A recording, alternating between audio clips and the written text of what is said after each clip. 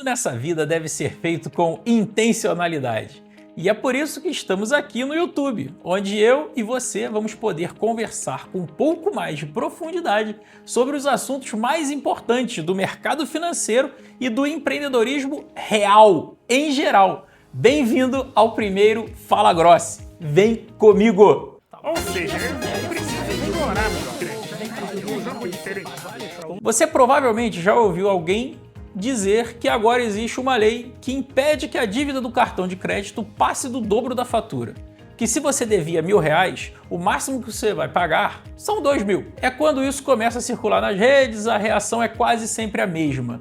Finalmente fizeram alguma coisa, agora o banco não pode mais abusar, agora ficou justo. E eu quero começar esse vídeo fazendo duas perguntas bem diretas.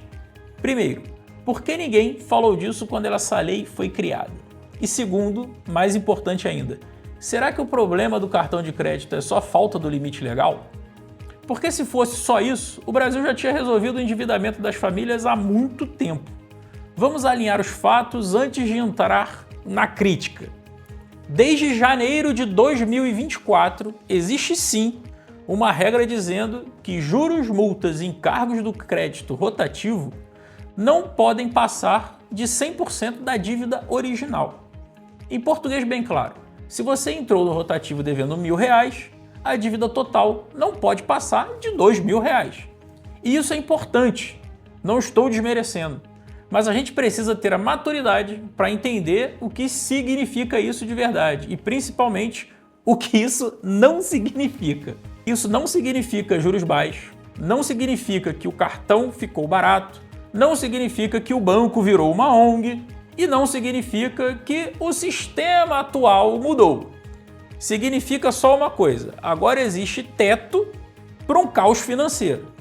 Antes a dívida crescia como uma bola de neve, sem freio, agora ela cresce até bater no muro. E aí que entra uma confusão clássica. Limitar o dano não é resolver a causa. É como dizer, o carro continua sem freio, mas agora tem um muro no final da rua. O muro ajuda? Ajuda. Mas ninguém em sã consciência diria que isso é um meio de transporte seguro. Você está nesse carro sem freio que vai bater nesse muro. O crédito rotativo continua sendo uma das linhas mais caras do planeta. O cartão continua sendo usado como uma extensão da renda das famílias. E o consumidor continua entrando num jogo que ele não entende direito quando começa. E agora eu vou cutucar um pouco mais. Porque é muito confortável colocar toda a culpa no banco. Mas vamos ser honestos aqui. Quando as pessoas sabem exatamente quanto ganham por mês, quantas sabem quanto gastam de verdade por mês? Quantas fecham a fatura do cartão de crédito sem susto? Olha para a fatura sem se assustar. A maioria das pessoas vive ligada no modo automático. Passa o cartão hoje e deixa o problema pro eu do mês que vem. O eu do mês que vem normalmente está mais cansado, mais endividado e menos paciente. A verdade é simples, a gente tem um descontrole natural com as próprias contas. E nenhum limite legal vai corrigir isso sozinho. Agora vamos ao ponto que quase ninguém comenta. Essa regra do limite da dívida não nasceu como uma política pública estruturada para o crédito. Ela foi colocada dentro da Lei 14.690, a mesma que criou o programa Desenrola Brasil. Já ouviu falar dele?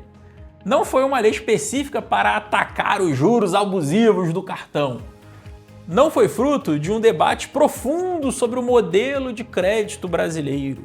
Foi algo colocado ali, lá no finalzinho, quase como um apêndice. Já que estamos aqui, vamos resolver isso também.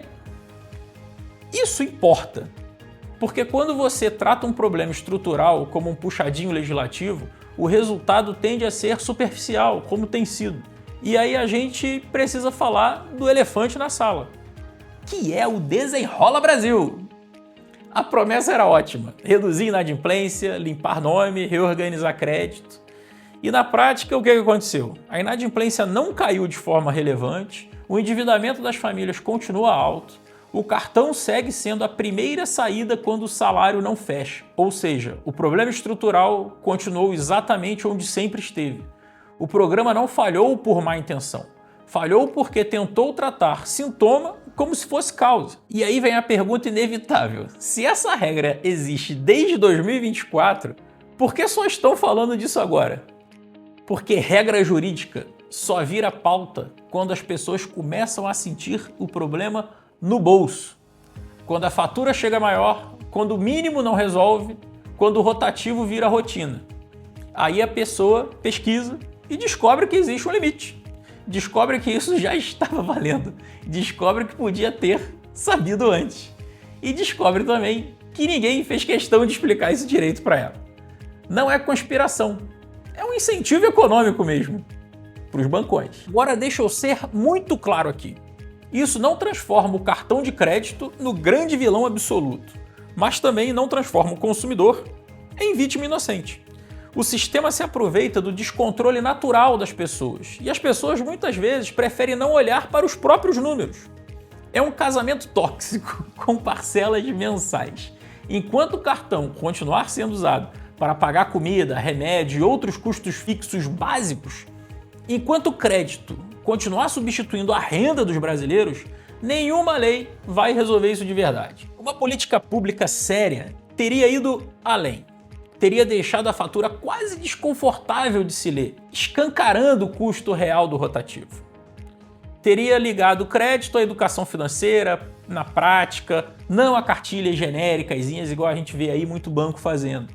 Teria criado mecanismos automáticos para empurrar o consumidor para linhas mais baratas, antes da dívida virar um problema. Nada disso aconteceu. O que aconteceu foi um freio de emergência. É importante? Claro. Suficiente? Nem de perto. Então, quando alguém te disser que agora está tudo resolvido porque a dívida do cartão só vai dobrar, responde com calma: não. Agora só ficou um pouco menos pior. E enquanto a gente continuar tratando endividamento como problema jurídico e não como problema econômico, cultural, estrutural, comportamental, vamos continuar comemorando puxadinhos, como se fossem grandes reformas. Se esse vídeo te fez pensar um pouco mais sobre crédito, dívida e escolhas, continue aqui, se inscreve no canal, ativa o sininho para não perder os próximos conteúdos. E me acompanhe também nas redes sociais Fala Grossi, no Instagram e TikTok, porque a informação boa é aquela que chega antes da fatura. Abraço, pessoal!